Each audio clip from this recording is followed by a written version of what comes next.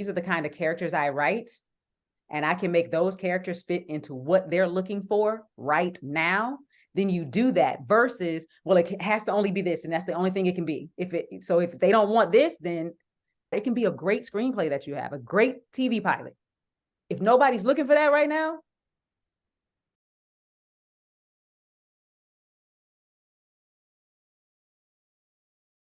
Who is Shannan E. Johnson? Let's see. I am a Southerner. I am from Houston, Texas. Let's see. I just had a conversation about values. So I would say I'm a person who is passionate, pretty disciplined, ambitious, and I need a social life.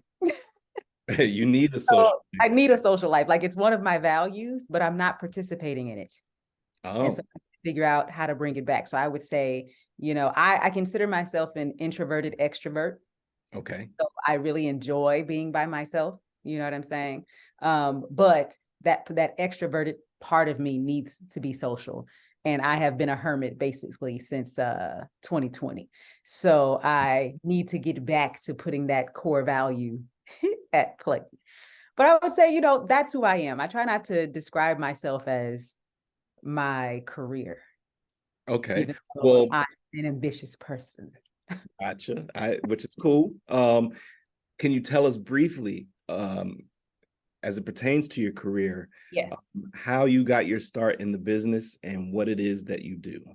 Yes. So I started off, I have the kind of trajectory that people would expect you to have. I interned in any and every place that I could so I can learn what learn how the industry works. Then I went to film school. Then I became an executive at the Sci-Fi Channel through a program called the NBCU Entertainment Associates Program. And that's where I honed the skill of really taking people from pitch to production, right? Because as a development executive, a part of my job was to hear pitches. Then if we decided that we were going to develop it, then it was my job to work with the writers to develop it.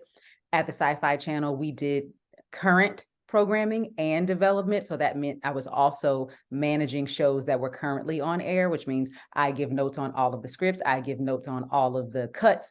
We work on the branding, the casting, the marketing, the promotion, everything, every single aspect. And so I really got a huge education outside of film school, being a development executive.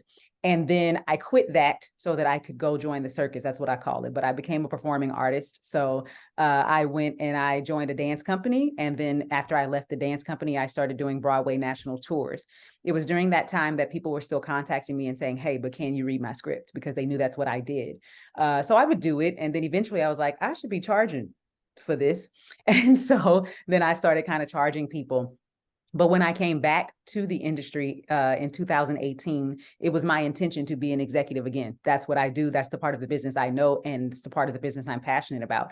But I've been gone for a decade. Nobody knew me. It's a very who you know kind of place. And so I kind of had to start from the bottom. No one was looking at my resume. I wasn't able to get into any doors. And people were still contacting me saying, hey, read my screenplay. So I decided to focus on what God was showing me. He was like, you focused over here, and I'm trying to focus you over here. And so once I started paying attention to that, I turned what was my side hustle as the professional pen into my full-time job. So my full-time job is to work directly with screenwriters to take them from idea to pitch. So as a development executive, I went from pitch to production. As a consultant, I go from idea to pitch to make sure that people understand screenplay structure, know how to outline, know how to receive and address notes, and are comfortable in going into a room talking about their story to be able to deliver. Because I realized there was a gap in information between what people understand on the outside and what actually goes on the inside. So because I am a writer and I have also been an executive, I understand both sides. It's also my job to work with scripted teams at these entertainment companies to help them to streamline their development process so that it can be more efficient. And a lot of that still goes back down to the notes process. So I talk to executives about how to give actionable notes. And then I talk to writers about how to receive them, ingest them, and then address them. And then also while working with the executives and realizing that executives aren't writers, they aren't meant to be writers, they don't have to be writers, it's not a requirement. But because of that, they don't speak a lot of the same language. So they don't understand structure the same way that writers understand structure, yet it is their job to give notes on screenplays. So some of the work that I do with executives as well is just trying to give them a fast track of understanding, screenplay structure from a writer's point of view, so they can kind of use that same jargon when they're giving their notes. And then again, it makes their development process more efficient. So that's what I do in a nutshell. Quite a big nutshell. So you are one of the writers / executive story editors for a la carte. Can you explain what an executive story editor does? Yes. So usually when we're talking about writing staffs, we usually use the term staff writer pretty loosely, but everyone on the staff has a different position, like in hierarchy, right? So staff writer is actually the newbie on the team, the lowest writer in the room. Okay. And then the titles go up from there. So from there, you go to story editor. The next title up is executive story editor. And basically those two people may be literally editing other episodes that they didn't write, right? Oh. So we're sending off our outlines and our scripts and everything to the network, the studio, whoever it is that needs to approve it in order for us to do it. And sometimes those scripts will go directly back to the writer, and the writer will address those notes depending upon what's happening in the room. Sometimes, for example, it's this person's the comedy person. So that person is going to punch up every single script, and just drop in some comedy bits, blah, blah, blah, blah. And so they may end up with an editor title because they put their hands on more than just their own script. And for me, I'm the structure girl. That's usually why people hire me. That's usually why I'm on somebody's writing staff. I'm the structure person. So I am going to be the one who realizes, well, when we make this change, it's going to cause this effect. And when that happens, we'll remember in episode 2 when this thing happened. And so I was able to kind of go through probably most of the scripts for the season. We have 10 episodes. I would say I probably put my hand on every episode, maybe except episode 1. I probably put my hand on every episode in some kind of way because of the amount of notes we were getting back and the amount of turnover and quick, we had so much to do. And we had a lot of different pieces of the puzzle that were moving around as we were writing, which would make us go, oh, we can't do that anymore. Oh, okay. So now we have to go back and make a lot of changes. And so I ended up with the executive story editor title because I was literally putting my hands on each of those episodes, but it didn't necessarily give me writing credit for the episode. So I wrote 3 episodes while I edited 9. Yes. Okay. Now I see. Now that's why it says that you're a writer / executive story editor. I was just curious what all that entails with story editing and what that looks like in the business. Right. So you have your own script consultancy business called Professional Pen, and you offer a slew of services. Yes. Which you also briefly explained earlier, but can you, I guess, go over those again? So at the Professional Pen, it's really important that we are preparing people to be professional screenwriters in the studio system, which is totally different from being an independent screenwriter. So that doesn't mean that we don't have any services that are great for independent filmmakers. It's just that the systems are different. And so the way that we're teaching you how to get ready for your career is a little bit different, right? Whereas on the independent side, you don't always have someone you have to answer to. So you're able to write a little more freely. On the studio side, you're always answering to someone, right? And the rules and the way that you get in and all those other kind of things, change things around. So because of that, our services are specifically to prepare you for that. So our signature service is development notes. It's the thing that kind of put us on the map. Most screenwriters know about script coverage. Most screenwriters, when it's time to get their screenplay looked at by anybody, they're going to be looking for coverage. Script coverage is not for writers. I can say that till I'm blue in the face. It's not for writers. It is a document that was an internal document at studios, networks, production companies, etc., that the interns or the assistants would read and then give coverage and give to the executive so that they could bother to read themselves or not, right? And so the point of it was to say, is this a good fit for us at our studio or network? Mm-hmm. Why not? If it's not a good fit for us, is this a good writer for us, even if we don't want to buy this particular thing? Or is this a good fit for us, but the writer's not on the level that we need, right? So taking those things and really understanding that it was about an assessment of marketability for that particular brand. And so then the executive didn't have to read the script. They could read the coverage, get a synopsis, get some feedback on, yeah, this could be good for us. Yeah, these are the things that it's similar to. This is, what it could look like if we were trying to sell it. And then they go, okay, great. Since my assistant or the intern or whoever it is that was in charge of reading this thinks it's a good thing for me to read, then I'll read it. And all of the rest of the stuff, I'm not going to bother to read. Mm-hmm. Somehow, some way, people decided, well, we want to share that document with writers. And so that's how we ended up in a place where people are looking for coverage. But that's also why writers are frustrated, because coverage is not meant to develop you. It's not meant to help you figure out the problems. It's not meant to say, this is where you need to work on it, and this is how. It's meant to say, good job, bad job. It's meant to say, marketable, not marketable, right? Yeah, so can I interject and ask a question? Is there a difference between coverage and script analysis? It just depends, because I would say script analysis is probably a word that people have decided to use to describe the way that they do something. Okay. Right. And so they may be doing a hybrid of coverage and actual development notes. They may be doing something totally different and just kind of doing an assessment of a checklist of, yeah, you're hitting this, you're hitting this, you're hitting this, you're hitting this. So it just depends. But development notes is actually what executives are doing when they're taking people through development. So they've decided they want to work with you on your project, and they're going to read page by page. And on every single page, if there's a note to give, they're going to give notes that are asking questions about stories, about story, about character, about structure, about this isn't working, this may not be working, why don't we try this, et cetera, et cetera. So that way, when the writer gets it back, they have a place to start when they're rewriting or revising.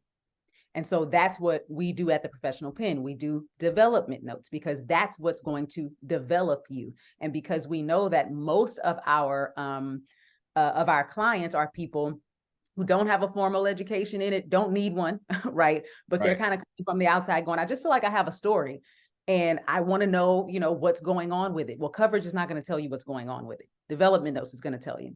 And so we do development notes as our signature service. We do it for television and features. So half-hour single camera television, half-hour multi-camera television, 1 hour television, and features. Why? Because again, studio system. Those are the things that you're going to be getting notes on. Shorts is almost always going to be something you're doing independently, right? Mm-hmm. And web series are almost always going to be something you're doing independently. So we're focusing on TV and features. Within getting those development notes, you're also able to do a one-on-one consultation if you have questions about your notes. Some people learn well by just getting their notes on the paper and then they can go. Some people are like, nah, I need to talk about it, right? So if you need to talk about it, then you're able to add on a consultation so that you can talk about it. And then even within that conversation or whatever next steps we give you, because we're always going to say, here are the notes, here's a way that you can solve them, here's what you should be doing next, right? Because most people want to go, oh, okay, what next? We also have a rewrite package, so that if you want to work one-on-one with us, so that you're not guessing along the way, because this is the being able to receive and address notes part. You were given the note, but do you know what to do with it? Now that you have it, are you going to go create a bigger problem because you don't really understand the note?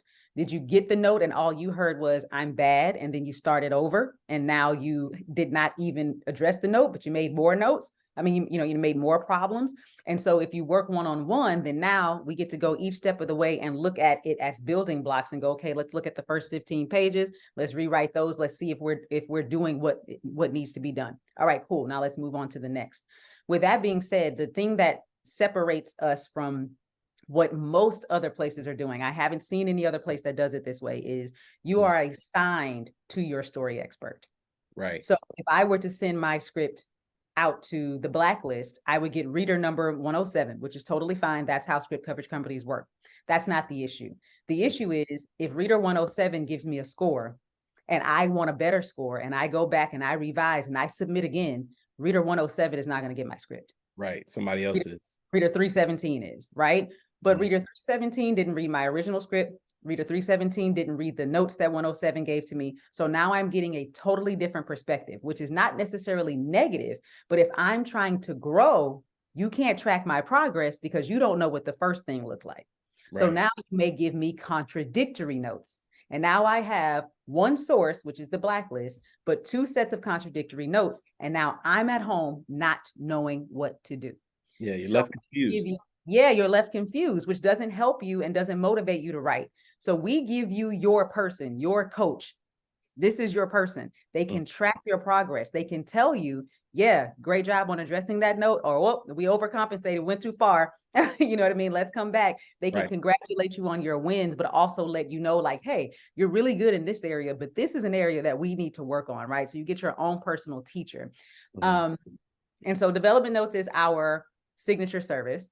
We also have membership. So membership is for our newbies out there. You know, the people who are like, look, I woke up today and I want to write a screenplay. You know, like, I don't know anything else about it, no matter what industry they're in this industry, went to film school, didn't go to film school. They know they want to write screenplays, but they don't know much about structure and they don't know much about the business. So our membership is for them because you get a lot of community and you get a lot of services thrown at you that you may not know where to find all of those things if you had to get them independently. So our screenwriting courses are in there. So our course that teaches structure is in there for TV and for film. Our workbooks that help you to figure out how to plan to write your screenplay. A lot of people know how to write their screenplay. They don't know what they should be doing beforehand. So we have workbooks that teach you that pre-work. That's available to our members. We have monthly office hours so that if you're going through the course or you're writing something and you're lost, you get to come on once a month and go, hey, I got a question. And then you get one of us to go, all right, we got an answer, right? We have monthly screenwriting workshops where we will analyze screenplays, analyze films, analyze TV shows, bring in guest speakers, whatever it is we need to do to make sure that you're getting a well-rounded kind of education. And we also have monthly writing hours because we're going to hold you accountable. Because if you're not writing, right? And the point is to navigate you from being a newbie to being an established screenwriter, right? But we can't do that if we're not holding you accountable on your writing. You also get discounted one-on-ones with us. So if you're like, hey, I just need to talk, I need to brainstorm, I need to talk some things through, I need to look at these workbooks, look at my outline, then we have that. And then we also have an access to our library, which is any and everything I have ever taught on screenwriting. It's like 100 plus hours of screenwriting resources that are there for our newbies. And what I'm most excited about is we have a Facebook group for our newbies, and I'm going to start doing my podcast in the Facebook group live, but it's only going to be for the members. Right. And I'm going to be interviewing people who wrote, directed, participated in what we consider our classics. So we can learn how they got there, how they got it made. What were those stories? You know what I'm saying? And why did they decide to go into this crazy business of Hollywood that is, you know, can feel so isolating. So that's really fun for members. So if you're a newbie and you're like, I don't know where to start, it's a great place to start because it just kind of gives you all of that foundation. And then for the emerging writers, which are people who are like, okay, I understand structure. I don't know everything about the business, but, you know, I've written a couple of screenplays and I'm just trying to get better so I can get to a point where I'm booking gigs. Because that's the point, right? Like you can write. But if you're not making any money on it, then it's not your actual career, right? And so development notes is really good for them because they're at a place where they're a little more independent, right? So they can kind of write it and then get the notes and then work from there. But also, it's really big for you to learn how to write on deadline if you want to do this professionally. We cannot take 5 years to write something if we're trying to make money doing this. We got to be able to push them out, right? If you're on a writing staff, you might get a week to turn around your script. You might get 3 days. You know what I'm saying? So you have to be able to do it on kind of on demand. So we have mentorship for our emerging writers, where they get to work with one of us one-on-one from idea to pitch. And we give it on a schedule that makes them have to be writing every single week so that they can have all of it done in less than, 3 months or so, depending upon what they're writing. And then we help them to create their pitch documents and their oral pitch, because again, you can have a great idea, but if you don't know how to talk about it, right. You know what I'm saying? If you don't know how to be confident about it, if you don't even know what they're listening for in the first place, versus just kind of going in there and talking, and now next thing you know, you haven't even talked about your idea all over the place, right? And so we take them from beginning to end, one-on-one, and it is intense. Right. But that's why it's for people who kind of already understand structure already, because if we're teaching you structure, then you're not going to stay on deadline. Right. So that's why we teach our structure in our membership for our newbies. For those emerging writers, if you get to one-on-one, it's like, look, I'm ready. Okay, great. Let's write. You can take these notes, you can address these notes, you can turn them around, and you can do it on deadline. And if you can't, then you're learning that, okay, this is what it takes to be able to do it on deadline. And then for our established writers, those who may have booked something here and there, right? But they really just kind of want to hone in their writing process and get access. So like maybe they have won a couple of competitions or placed in them, but they still feel a little stagnant. So our script development lab is going to give them access to the gate, right? So I call Hollywood the largest gated community in the world. Everybody's standing on the outside like, give me the code, right? And the people on the inside are like walking by like they don't see you. And so the script development lab is similar in mentorship, but it's a small group. So now it's 3 to 5 people working together, which means they also get to network together from idea all the way to pitch. And then they get to pitch to studio and network and production company people so they can book meetings with them. That way, now you're doing networking on the other side, right? Now you're having an opportunity to start a relationship. And again, it doesn't mean that they're going to want to buy this thing, but the connection and the network is them going, this might not be for me right now, but I like you. And maybe there's something I can do with you later on, right? So we just want to give them that opportunity to make that connection. Other than that, we also have workbooks on our website for people who want to kind of work independently. They kind of know what they need, and they just need the resources. And so we have that. And so those are our major services that we offer. Well, it's good that you have everything broken down. You have all of the details. It's very specific. And it runs the gamut from beginning to end. Whether you're a beginner, intermediate, advanced, or even already in the industry and just need that additional help, Because I believe everybody needs a coach. Actors have acting coaches. Exactly. Football players have coaches. You don't get to a point in football where you're just out there without a coach.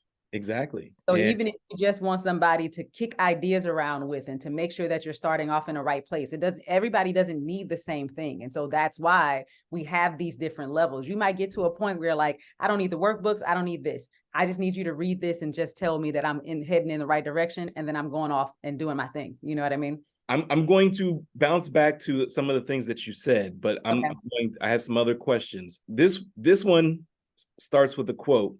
It's a famous quote. I got it off your IG page, but I'll say it. Show the readers everything, tell them nothing. And that's by Ernest Hemingway. How important is it to develop and strengthen the skill of show, don't tell in your script?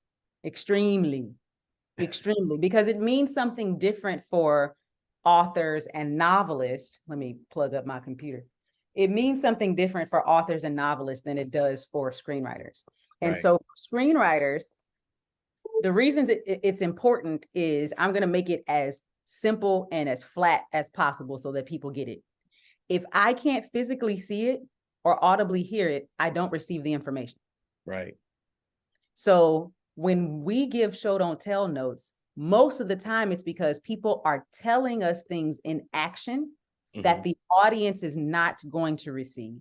So for example, she walks in after having had a long day. The argument she had with her boyfriend rests heavy on her mind. Do you know what we see? A person walking into a room. Right. We didn't get that she had a long day, unless, of course, as an actor, she's giving me something so that I can go, she's tired. Right. That means she had a long day. Right. But I can understand that she's tired.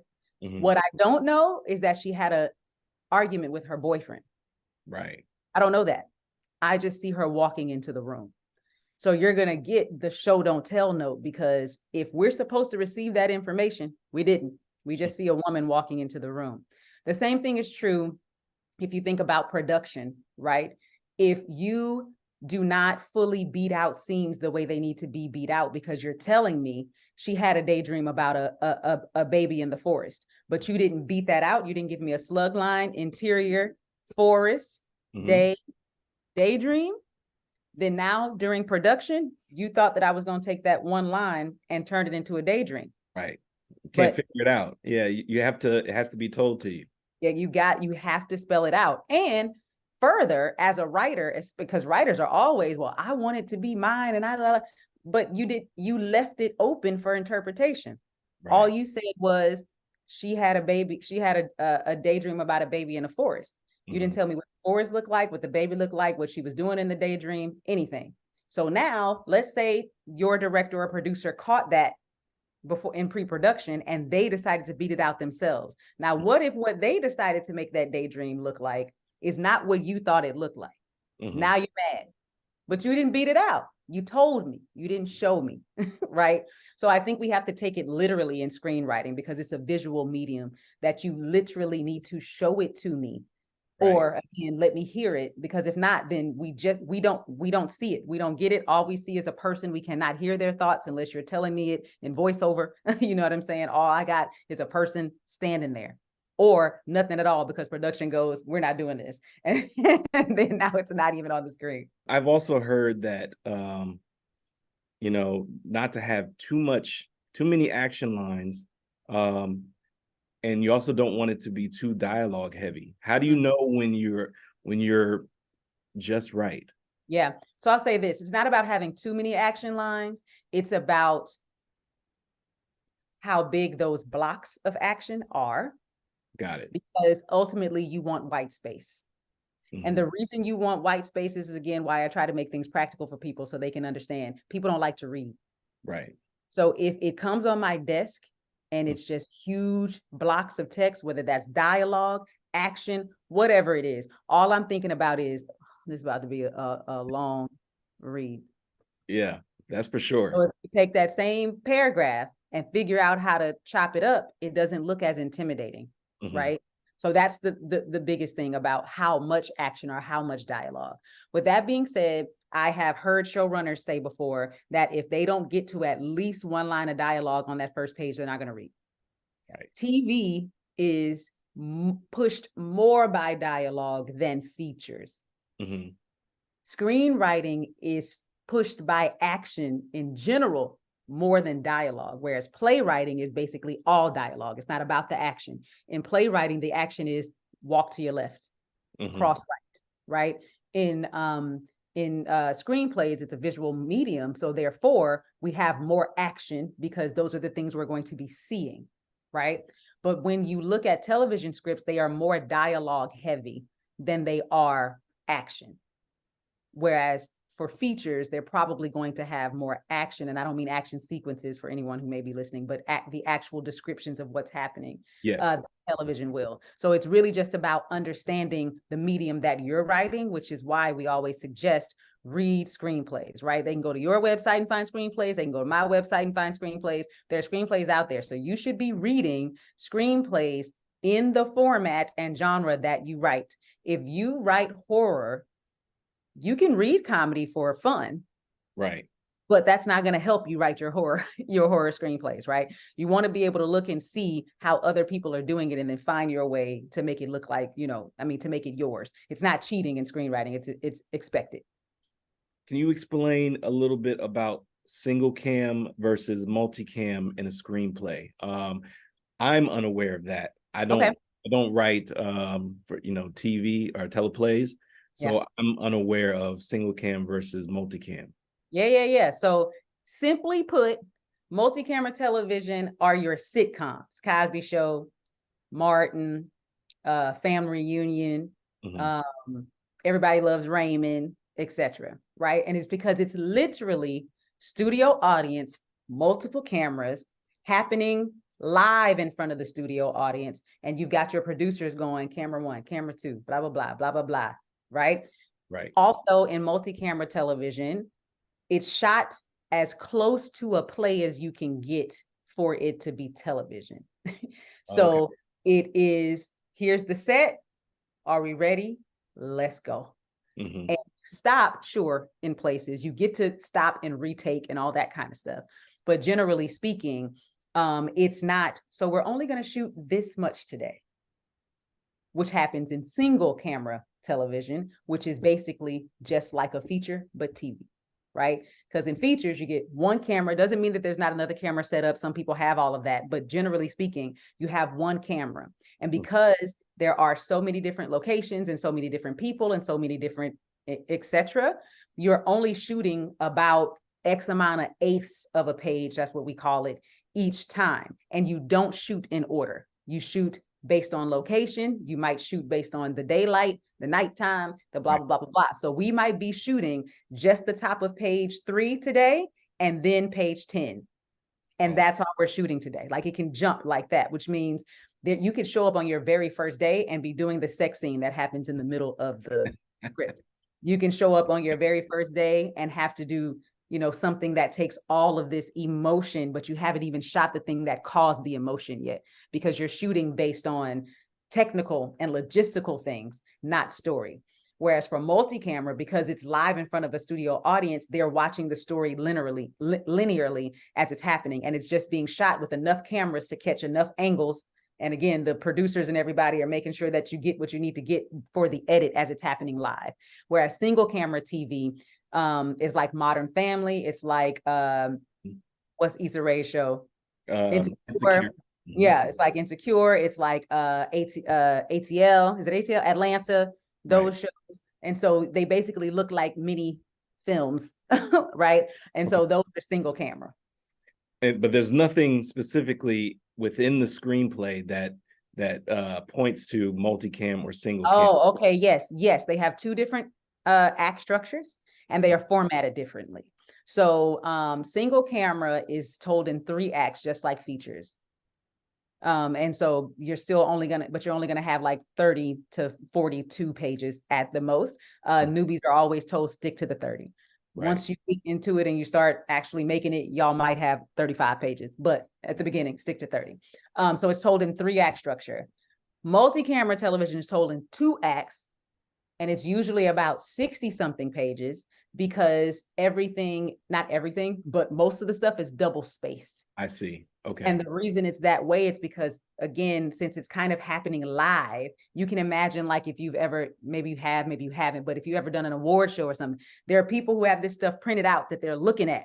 You know what I'm saying? And so it's spread across the page in a way that people can see it. So it's still only 30 minutes worth of content, but because it is double spaced, the dialogue is double spaced. The scene headings are underlined. I know there's a conversation that happens on Twitter about whether you're supposed to underline scene headings. In multi-camera television, the answer is yes. And all the rest of them, it's if you want to. And so, yes, the act structure is different, and the formatting is different. So I can always tell when I receive a script if somebody didn't know the difference, right? So I'm reading it, because also multi-camera is comedy, period. It's sitcoms, period. So that means the flow of it, the tone of it, the boom, boom, that's multi-camera television. So if you're saying to me that you're writing something that's multi-camera television and it's not feel good and it's not funny, you're not writing multi-camera television, right? So, and if it's not 60 pages long, or you know, maybe you did do the double spacing, but it still only came out to 30 pages, that means you really only have 15 minutes worth of content, right? So understanding those things. So I have a workbook on my website called How the F Do I Write a TV Pilot? Yes. And it basically takes you through what you should be thinking about before you write it, which is programming, formatting, what kind of show am I actually writing, you know, and those kinds of things, because a lot of people simply don't know. Yeah, I was going to say, I don't think that many people who are trying their hand at screenwriting are even have the slightest idea to do that, and Mhm. even know the difference between single cam and multicam. And that's why I said that I was unaware until I came across it on your social media. Mhm. I've heard countless stories of screenwriters who are within the industry. They're long time professional screenwriters. Even they don't get it right. Yeah. And not too many people know that. They think that, they're so good that at what they do, they submit their script and it gets picked up, and then next thing you know, it's greenlit and it's a go. How common is it for screenwriters who are in the business to muck up just like everybody else? It's common. Like I'll try to relate it to football, right? They're in the NFL, but there's still some teams that suck. Yeah, right. And they still have the best of football players, right? They all went through their moment of the draft. And to go through the draft means you're the best. It doesn't matter what number you were in the draft, because some people didn't get drafted at all, right? So the fact you got drafted already says your skill level is higher than everybody else. But it doesn't mean that you're going to win the Super Bowl every year.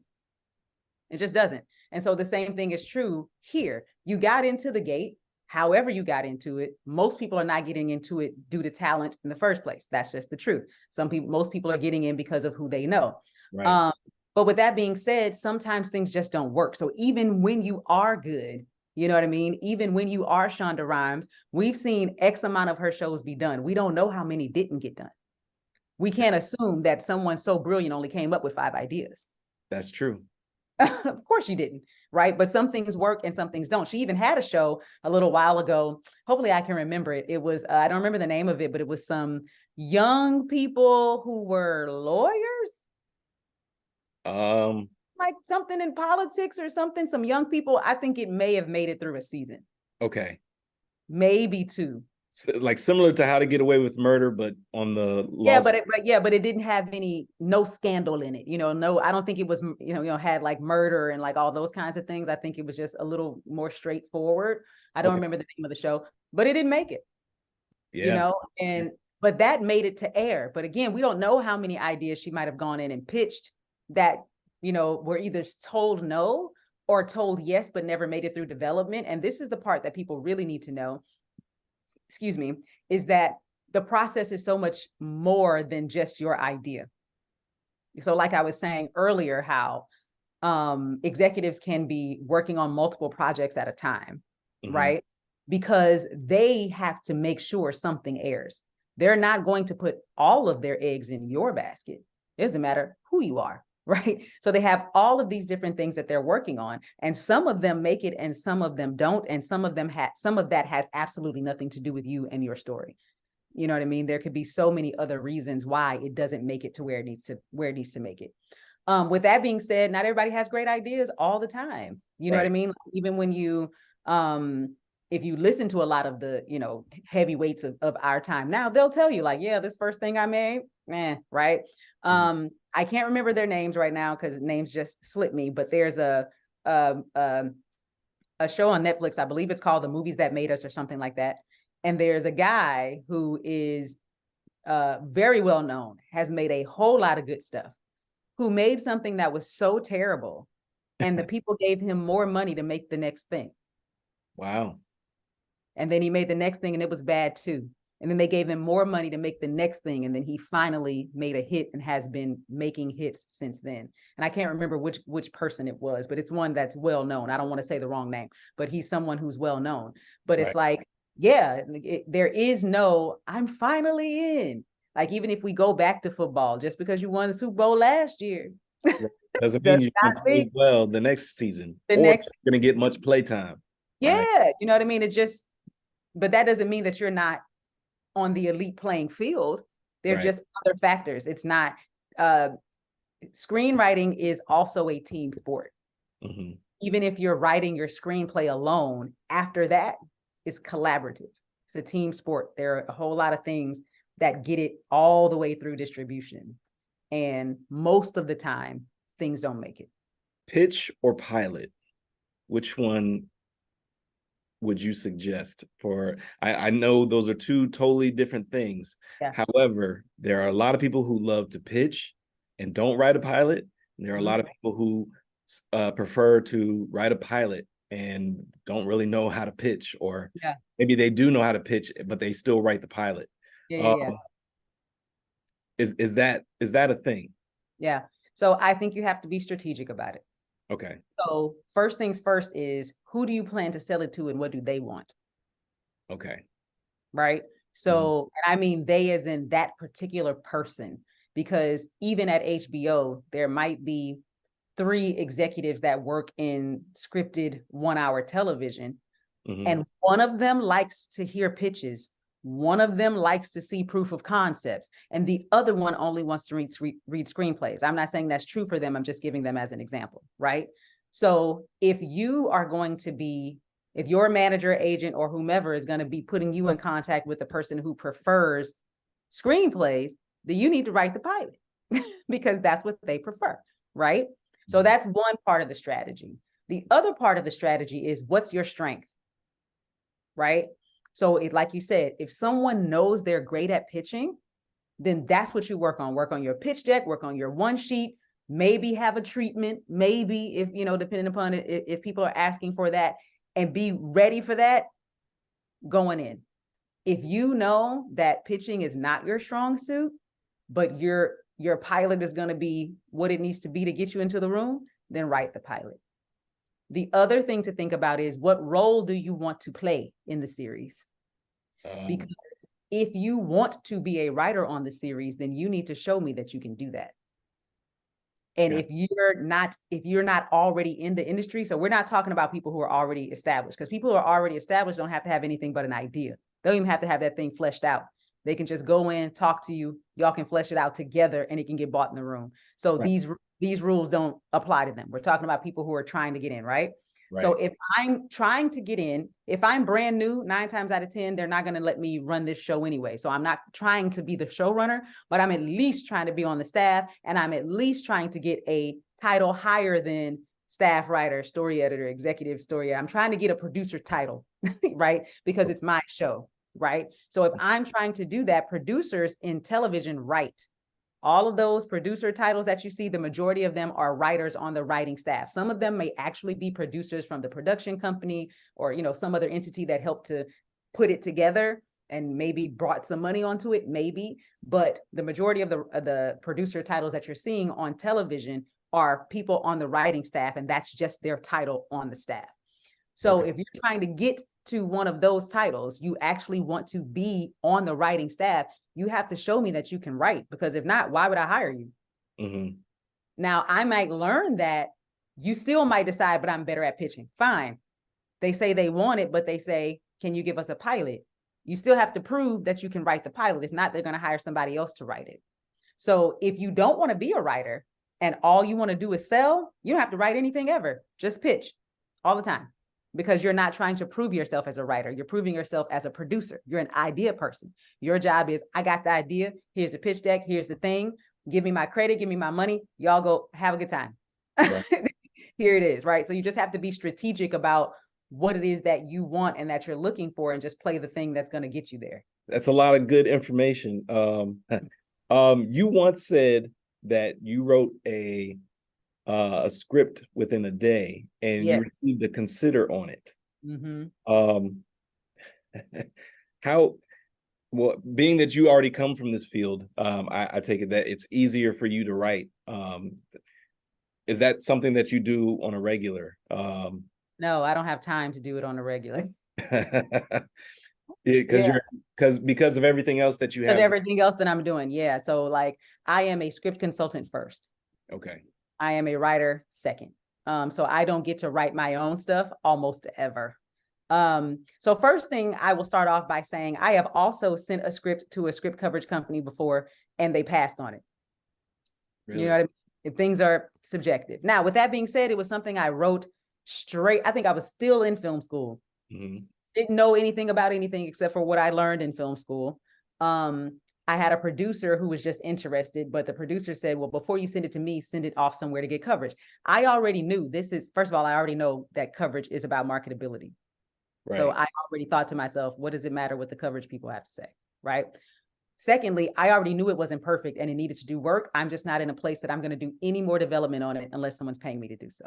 That's just the third thing is I knew that whatever notes came back from them, that some would be true and most would be like, whatever, you don't get it, right? Because I also knew it was a very Black story, a very Southern story, you know, and it's not meant to be award winning. It's very B movie. You know what I'm saying? Can it be made into something A? Sure, if you pay me to develop it there. But generally speaking, it's just your regular, like romantic, not comedy, but romantic kind of dramedy. You know what I'm saying? Very B movie, very, this could go be a VH1, you know, kind of thing, whatever. So my feelings weren't hurt when it got passed on.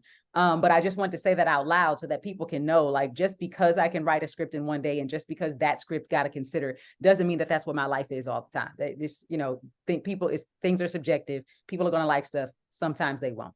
Can I ask how many pages it was or it is? Well, that one was a feature. The one that they passed on was a feature. So I don't know, 100 page. I don't think it was 120 at all.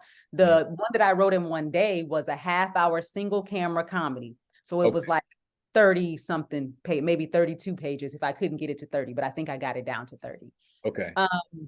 So the other reason I brought that up is because I want people to understand, just like I said earlier, script coverage is for marketing, but not every script is meant for script coverage because you have to know who your readers are.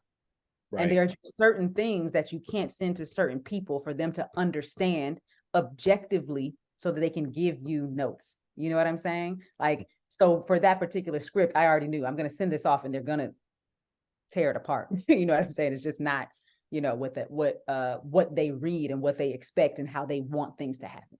So anyway, that to the side. How did I write a script in one day? I wrote a script in one day because my pre-work was already done. Okay. Right. So I talked about earlier, a lot of people don't know how to prepare to write a script. So because I don't get to write often, I have a notes app on my phone. And anytime an idea comes to me, which is usually when I'm trying to go to sleep, that's when God goes, hey. So I have my phone next to me and I open and I just, you know, write the stuff down. With that being said, usually I get full scenes. Sometimes I can get more structure than that. And I can go, okay, yeah, this is the inciting incident. This is the goal. This is the midpoint. This is like, I get that. Even if I don't get what happens in between them, I get that information. So I make sure that I write it down. I love writing shorts, even though I know people don't buy them. I love them. Maybe it's because I got time to write 15 pages. You know what I mean? But I really like writing shorts. So that particular idea was going to be for a short. Okay. But someone called me with interest to put me on a writing staff. And they said, do you have a sample? So this is why you always have to stay ready. So you don't have to get ready. Right. Well, guess what? I already said writer is my second title, not my first. So I didn't have a sample for the kind of show that they were writing. Okay. I had some features, I had some shorts, but I didn't have anything to prove that I could write half-hour single camera television. Right. So I said, yeah, I'll send it to you. When do you need it by? Tomorrow or tonight. Right. And so I think they needed it probably within like the next 3 days or something like that. But I have a schedule. So I only had one day that I could actually write the screenplay. I knew that I needed time to gather all of my thoughts. I knew I needed a day to write the screenplay, and I knew I needed a day to send it off to somebody, get them to read it, let me know if I'm tripping, you know what I mean, so that I can send it off. So I went through my ideas that were already there. This is not an opportunity to write something new. That's not what, okay, well, what do I already have? Now, thinking of scope, not every short film can be a half-hour TV series. Because scope means that it has to be a large enough idea to have legs. That's what we call it in Hollywood, so that we can have seasons of this. When I write a short, it's usually not a proof of concept. So it's usually closed-ended for me. That doesn't mean other people don't look at it and go, this could be something. For me, I'm like, and that was it, right? So I had to look at it and go, well, which one of these fits with the audience that this show is? Because again, I could send them something I've already written, but if that doesn't prove that I can write for their audience, then why would I send it to them, right? So I have to look at my ideas and go, well, what could fit with that audience? What could actually go from being a short film to being a television series? And then what do I have that's imagined enough that I'm not starting from scratch, even with that idea? Because adaptation, you could be starting from scratch. Just because it works as a book doesn't mean it works as a feature. You have to start from scratch and go, well, what is the story we're telling in this feature? That might not be the same story the way that we told it in the book, right? Mm-hmm. So because I had done all of that pre-work already, I was able to take something I had and go, all right, 3-act structure. This is where I need to be by the end of Act 1. This is where I need to be by the end of Act 2. This is where I need to be by the end of Act 3. Okay, here's my inciting incident. Here's my goal. Here's the steps that I'm going to get. Here's the complication. Here's the thing. Okay, cool. Got it. So therefore, when I got to the script, I already know what it is. It only took me a day to write 30 pages because I had already done the hard parts, which was the structure of it. I already know where it's going. I already know how I'm going to get there. And now I just get to be creative. And so since I had enough time that day, I was able to write 30 pages. The only reason I wouldn't have been able to write 30 pages is if my day would have been interrupted. But it wasn't hard. I actually wrote too many and had to go back through so that I can make sure that I stayed on the 30 pages. And so that's how I was able to do that. And then I sent it off to someone who I trust. Read this, check it for spelling, check it for proofreading, check it for story. He sent me back like 1 or 2 notes that I was like, glad you caught that. Thank you so much. Went back, fixed some of the areas that he said, yeah, like check this out, blah, blah, blah. But again, I'm usually hired because I'm the structure person. Mm-hmm. So his notes were not about structure. You know what I mean? I'm going to give you a well-structured thing. You might read it and go, I don't like it, but you're not going to read it and go, what's happening? Like, like that's not going to happen. So he was able to say, hey, this thing about character right here, if you give me blah, blah, blah, blah, blah, or hey, this thing right here, I think you might be missing this moment, blah, blah, blah. Okay, great. I was able to go through that, take another pass. Cool. Submit it, send it off. Here's a good question. Mm-hmm. What is the best way to get your script seen or discovered? Yeah, that's the hard question. And there is no answer to it. I mean, I believe the majority of the people who have made it all have a different story. Mm-hmm. You know what I'm saying? I think that's one of the reasons why our generation has come up with our platforms, because we want to help people to get that access. You know what I'm saying? But even those aren't foolproof. You know what I'm saying? Now, what I will say for television specifically, if you can get into one of the big fellowships, by big fellowships, I mean the ones that are at the studios and networks, ABC, CBC, Nickelodeon, CBS, Nickelodeon, NBC, blah, blah, blah, all of the Fox, they all have writing initiatives. They have directing initiatives and stuff like that too, but they have writing fellowships. Right. The reason that those are the best ones is because the point of those fellowships is to staff you. That's the point. It's not just to say, we have a program and then bring you into the program and then give you a mentor and then send you back into the wild. That's not the point. The point is to staff you on one of their shows. You then become their success story, right? So it's still helpful for them. But with that being said, they're very hard to get into because they don't accept a lot of people. They do it every single year. Every year. The Rona changed it a little bit. The strike changed it a little bit. But outside of that, they do it every single year. And most people apply 5, 6, 7 times before they get in.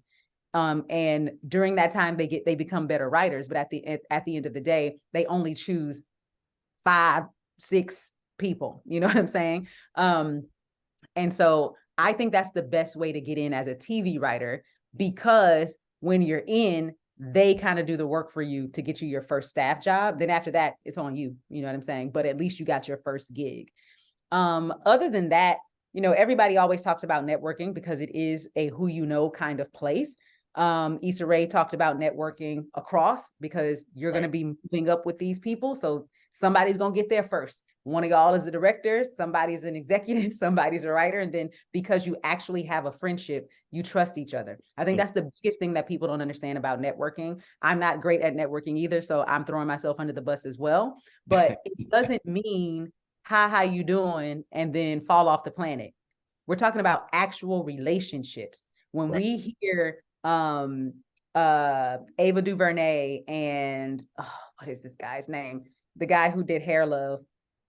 Oh, Matthew Cherry. Thank you, Matthew Cherry, and then one of my friends who's an executive right now, Mike Ross. They all started off at the same time. Not Mike Ross, Mike Moss. They all started off at the same time, the lower level. Oh, wow. They were all somehow, some way working as production assistants or somebody's assistant, working on the same kind of studio lot, you know, interacting, because Ava was doing like, was it PR or like something else, you know what I'm saying? And they kind of all met each other when nobody cared about who they were. And Right. they all are now at the top of their game, you know what I'm saying? And then so they can reach out, not to say that they do reach out, but they could, you know, reach Right. out and get it done. Same thing true with like Issa Rae and her group. Half of those people were there for Awkward Black Girl Right. when nobody was down, you know what I'm saying? And so when I talk about networking, I want people to, that's the reason networking across is more effective, because you're building friendships instead of looking at it like, oh, well, let me get to know you because of what you can do for me. You can't do nothing for me right now. You're nowhere, just like I'm nowhere. But I write, you direct, and you're trying to get your reel together. So let me write something. Right. You know what I'm saying? Oh, you act great. You come be in it. And next thing you know, somebody makes it somewhere and they bring the next person along, you know, with them. And so I think that's a long game though. Right. But it's easy to do it. It's really tough because as Americans, and especially as our generation, because, you know, we're the microwave generation, we want things to happen more quickly, right? But this is a long game kind of place, which is why when you do submit things, whether they're to contests or to managers, to agents, to executives, it's not about getting that gig. It's about the next one. You just want them to know your name. You just want them to associate your name with your particular style of writing. You know what I'm saying? Because it's long game. You might not be working with them now, but now they know you in some way, shape, form, or fashion. And now you can, you know, hopefully get to whatever that next thing is. And so that all of that can be really discouraging to people because of what the long game is and because there is no particular pipeline. You know, unlike with the NFL, it's go to a decent high school with a decent program, go to a college with a decent program. The recruiters are going to come. Right. You don't have to go look for the recruiters. They're coming to your high school. You don't have to look for them. They're coming to your college. You get drafted, you're in. Now, that doesn't make it easy, but Right. you know what the system is. You know what the process is. We don't have one of those. There is no you do this and then boom. That just doesn't exist. So, and that's part of the reason why, you know, we're creating the platforms that we are creating to put in place these lanes or these pipelines, and provide a certain level of existence to get you to the next level. Yeah. And with that being said, one of the things that you said earlier, when you said that you wrote your own script in a day, and you know, you might not have necessarily gotten the feedback that you thought you should have gotten, but that's also because they didn't understand your walk of life, or they didn't understand your background from reading what you wrote.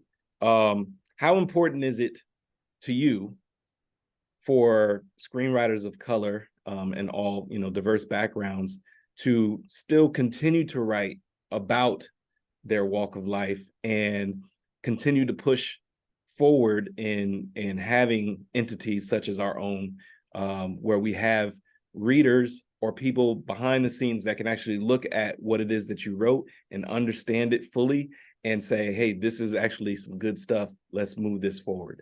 Yeah. I'm going to give the same answer, strategy. You know what I mean? So on one level, if that's what you're passionate about and that's what you like to write, period, write it. The right person at the right time will find you, or you will find them, and you will get your stuff made. Again, long game. Right. That's what you write, cool. The other part of it is a lot of working screenwriters are working because they're writing other people's stuff. Okay. So simply understanding a genre really well and understanding structure really well will make you a working screenwriter. So that's the other thing. Some people just have babies they want to get made. Right. So they turn on the slow jams and they make babies. You know what I'm saying?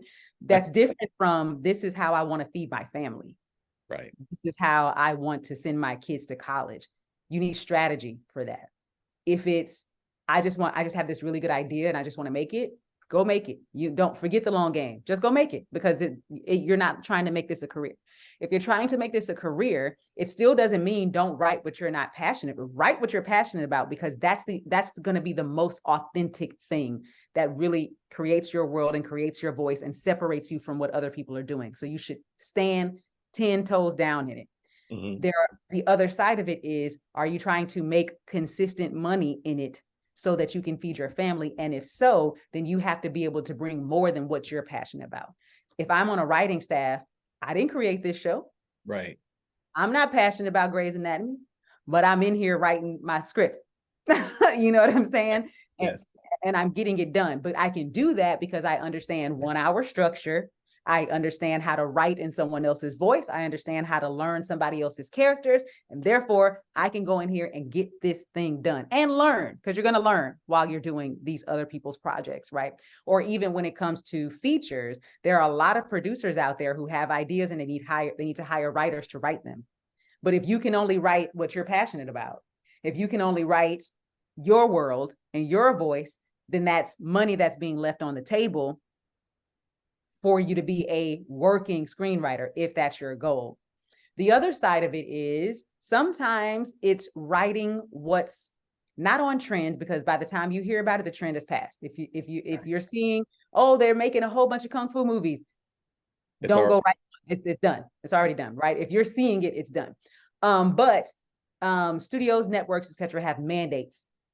And those mandates, I'm going to just throw this out, not to say it's this literal, but those mandates could change quarterly, mm-hmm. right? So they have what they're looking for. And if you know how to say, these are the kind of worlds that I make, but I can make what they're looking for inside my world, then it's okay to bend. Right. If you're like, okay, well, these are the kind of characters I write, and I can make those characters fit into what they're looking for right now, then you do that, versus, well, it has to only be this, and that's the only thing it can be. If they don't want this, then, right, like, you have to be able to say, but because of these mandates, it doesn't matter. It can be a great screenplay that you have, a great TV pilot. If nobody's looking for that right now, then it's not going to get made.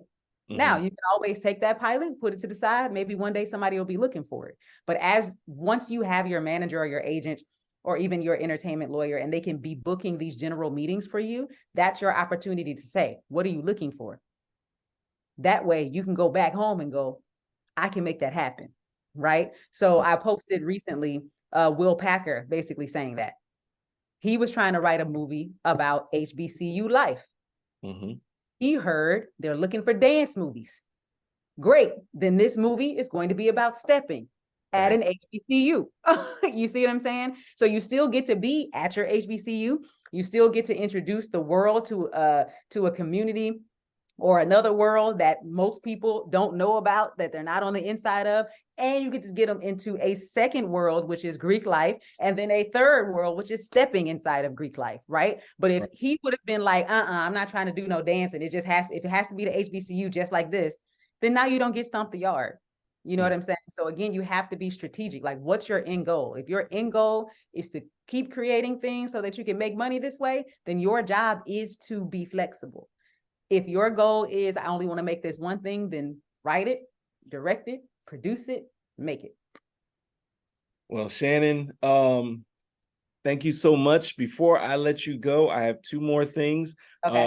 First is, can you please, if you don't mind, mention the rest of your staff for the Professional Pen? Go ahead and give them a shout out and tell a little bit about what each of them do. Yes. So we, like I said earlier, we have story experts at the Professional Pen.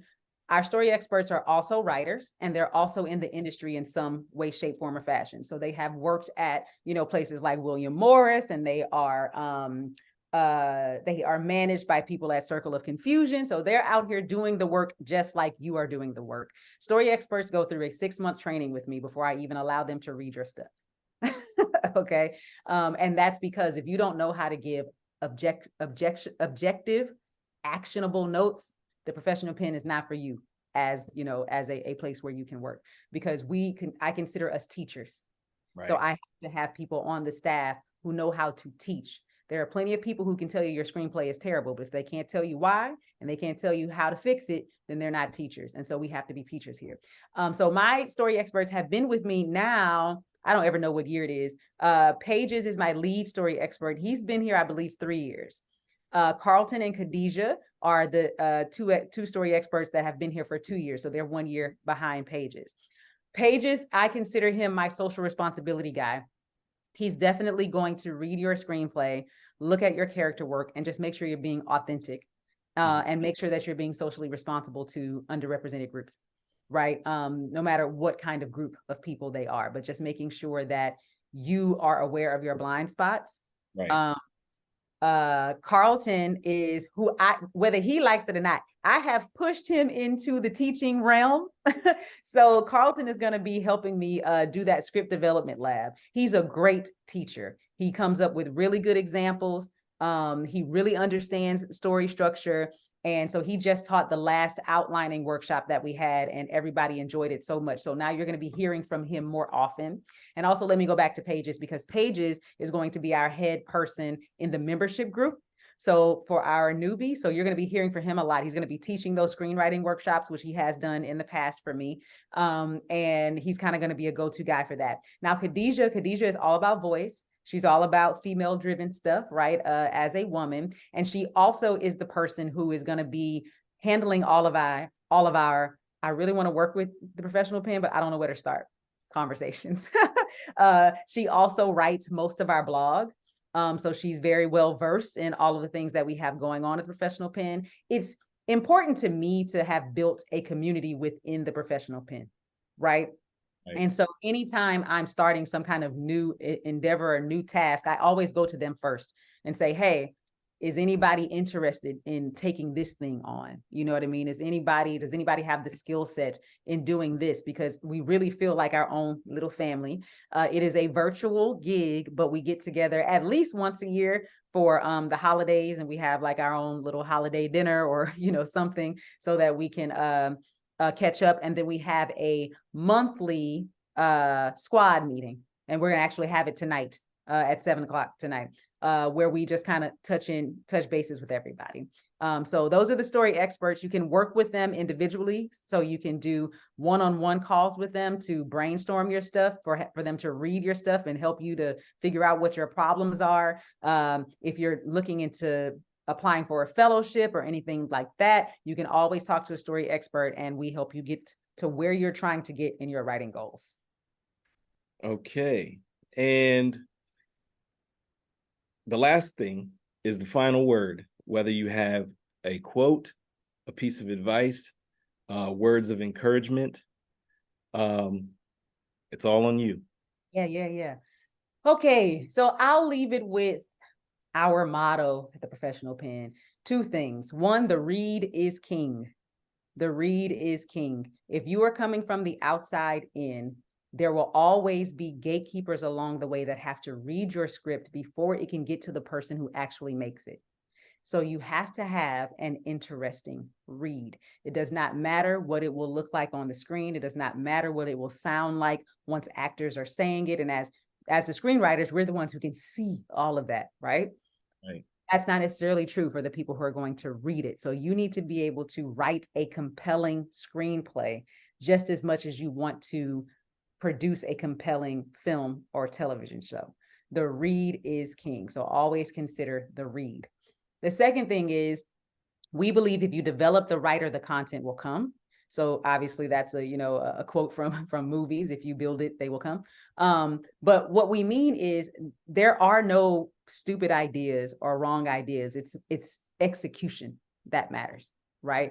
So if you can understand structure, if you can understand how to outline, if you can understand how to receive and address notes and then turn around in a deadline on a deadline, then you can be a professional writer. It's just all about execution. And to me, those are the things that make you great at executing whatever story you want to tell in whatever genre, in whatever format. So awesome to have you on for TheBlkScript. I appreciate your time. Thank you for all of your knowledge and your insight. Again, I applaud everything that you're doing. Congratulations on the professional pen. Thank you. When is the website relaunching? All right. So the website is relaunching on November 1st. So you can find us then at theprofessionalpen.com, which is the same as Instagram at The Professional Pen and the same as Facebook / The Professional Pen. So come check out our website, see all the new things that we have going on. If you're unsure about what your screenwriting level was, I know you heard me say newbie or emerging or established, and you're like, I don't know which one I am. Don't worry about it. We have a quiz on the website for you to take to see what your screenwriting level is so that you can know exactly where to start, because writer's block starts in that place of doubt. So if you're very clear about where you should be starting, then you don't have to worry about overwhelm, right? And then losing motivation. So it's very important for you to know, like, what's the best place for me to start? So we've tried to make that very easy for you when you come to the website. So I'm excited. I have been doing a whole lot of work. I'm ready for it to be launched. I'm truly happy for you. And like I said, we're going to talk some more. I'm going to reach back out to you at some point. Okay. But yeah, Shannan E. Johnson, everybody.